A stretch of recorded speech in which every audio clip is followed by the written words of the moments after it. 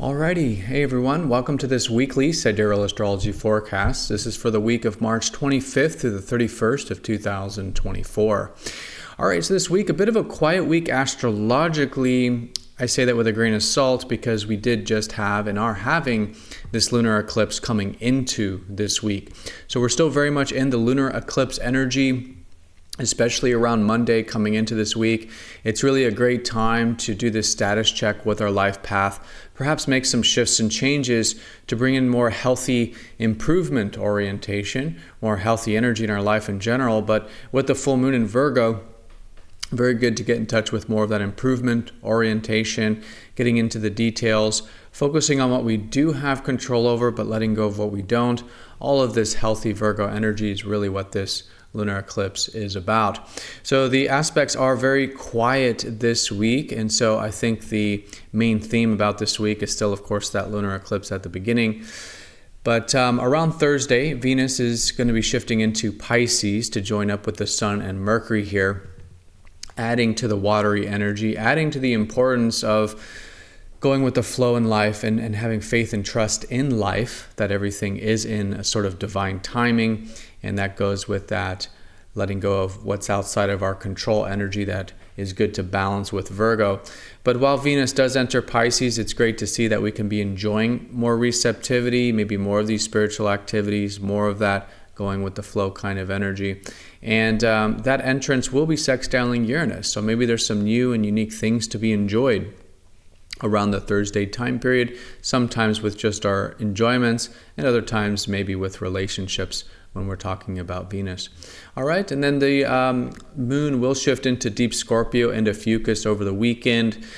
Nothing major here. It's cyclical, happens every month, but here it is getting into that deeper side of life and perhaps doing some healing and transformation.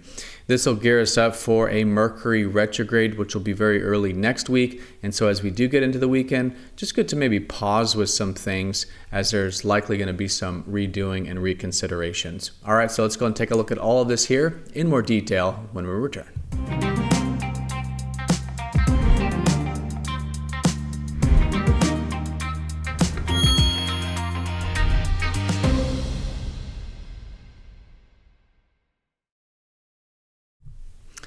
Alrighty, so here is the sky for this week. We're going to look at this for each day of the week, starting first with Monday, March 25th.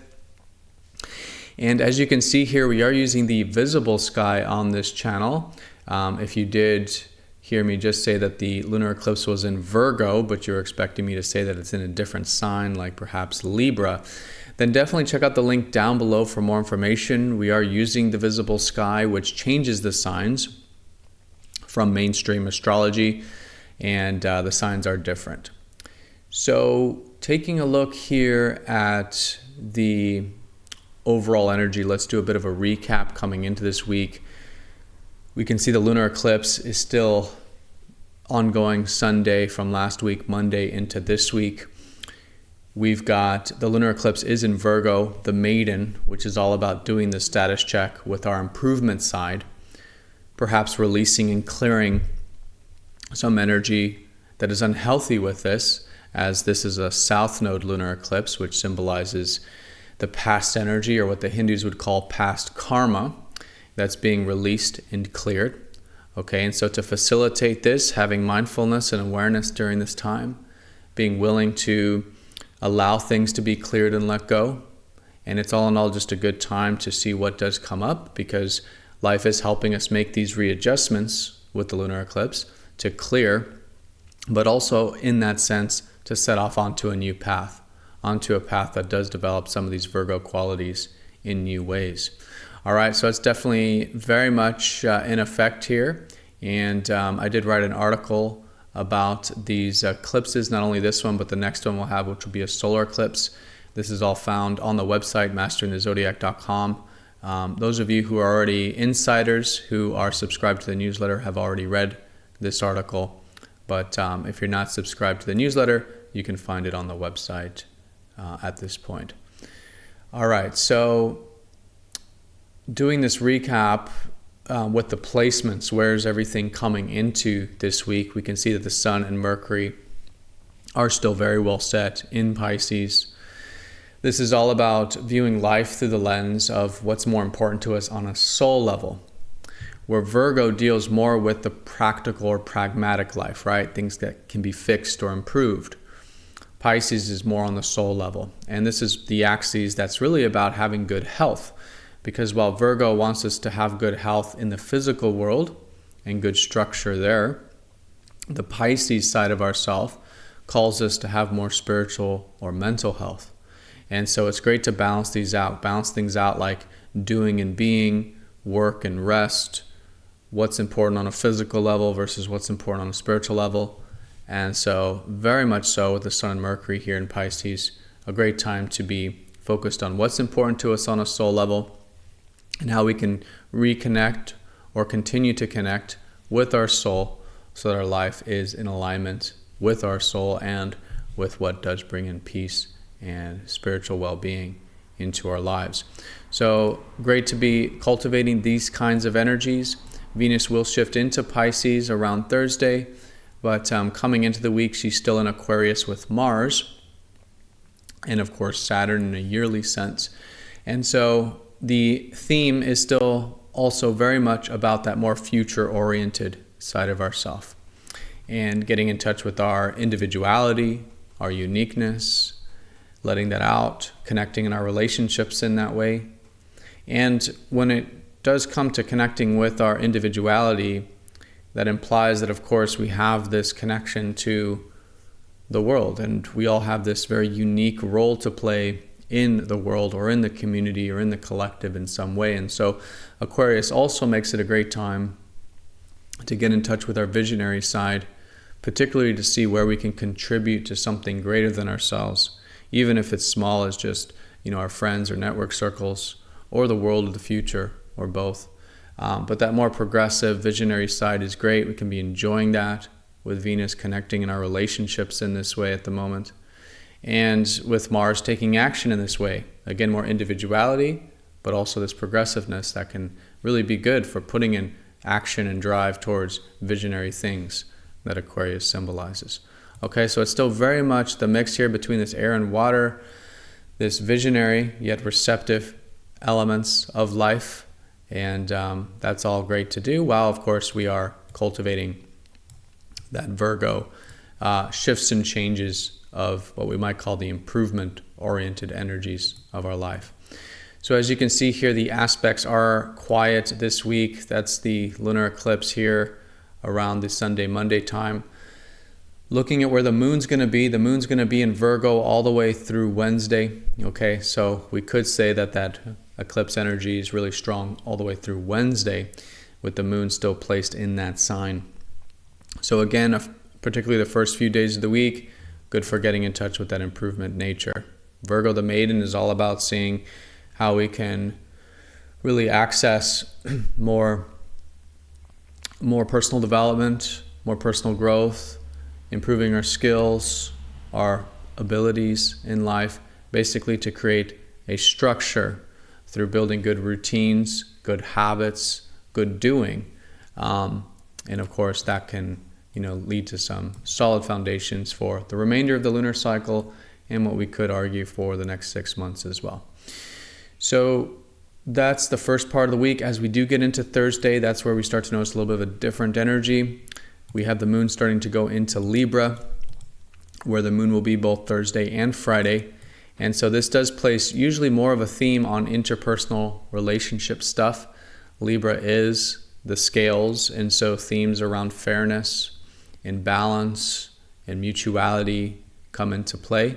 And so we could notice those developments in this phase of the lunar cycle. And then, of course, Venus, who rules Libra, is also active. She's going to be sextiling up to Uranus. It's nothing major, but it's nice to see that there's an opening to maybe try some new and different things, have a little bit of spontaneity in our life, connect in our relationships in a little bit more of an open and spontaneous kind of way, but just to see the value of really mixing things up a little bit, getting outside the box a little bit, having a little bit of healthy change in our life in terms of what we're enjoying and what we're connecting to, or who we're connecting to, which is a great way of working with that sextile to Uranus. Now, as that is the case, Venus will then, as I said, go into Pisces. And so that does add to the watery energy that we are experiencing here. And so Venus is said to be exalted in Pisces, which is considered a good placement for Venus in the sense that it can be a great time to enjoy a bit of the more idealistic side of our enjoyments and values. Now, of course, we want to stay grounded with all that. And of course, Virgo helps us do that, being more in the physical world. But to see, again, the enjoyments of things like more receptivity, compassion, understanding in our lives with ourselves and others, to enjoy perhaps more peaceful things or things that do, again, bring in more spiritual or mental health into our life. Venus is our connections and also how we're connecting. So what we're enjoying, what we're valuing, and also how we're connecting with others. And so a bit of that receptive energy can be strong there as well. Okay, so that's Venus going into Pisces. And then over the weekend, like I said, we have that deeper energy. So Saturday and Sunday, we have the moon in Scorpio and Ophiuchus. And this is gearing up for what is the third quarter moon, which is really an integrating part of the lunar cycle, where it's really good to take those actions to really implement the lunar eclipse energy, okay? But we're usually willing to do so. It's a little bit easier to work with. And technically, we won't really be in the third quarter until about early next week anyways. But we're starting to gear up for that. So it's a good weekend for a little bit of challenging ourselves and implementation, particularly in the context of what's deep and important to us on a deeper level in life. So the moon in Scorpio on Saturday, good to uncover things about ourselves, about life, whether it's through healing, whether it's through research, whether it's through diving deep with things. Okay, great to do that. And then the Sundays, particularly on the healing side, as Ophiuchus is more geared towards that. And so anything that we can do that maybe feels like we're facing wounds or moving through wounds, or literally doing some healing with, whether it's physical or spiritual, mental, emotional, getting in touch with that willingness to work with the deeper world in any capacity, I think is great on Sunday. And then, of course, as we get into next week, we will pass over the galactic center, the very transformative part of Ophiuchus, going into more expansive energy for the first few days of next week. But Mercury will be going station early next week as well. So I think it's worth saying that over the weekend, good to slowly start to slow down with some of the day-to-day stuff or things we've been thinking about lately. Because, of course, Mercury retrograde, which will be for about a few weeks once it starts next week, is a really good time to go back and reconsider things and approach things a little bit differently. And so we can gear up for that, noticing things perhaps slowing down a little bit with the routines, with what we're thinking about, starting to reconsider a little bit perhaps, but just being ready for that as we go into next week. All right, so very quiet week astrologically. The most important event is, of course, at the beginning with the lunar eclipse, but we've been talking a lot about this from even the last week. So it's really on the cusp of last week and this week that it's very important with that lunar eclipse.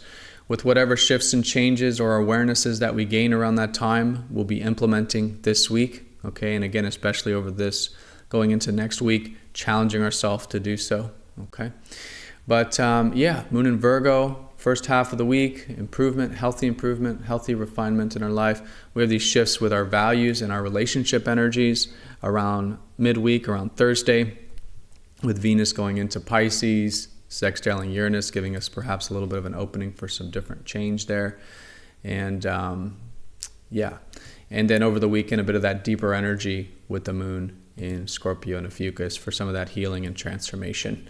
All right, so everyone have a fantastic week. Thank you so much for watching. Be sure to click the like button if you're watching this on YouTube. And if you haven't yet gotten your True Sidereal report, there's a link down below for that in the comment section.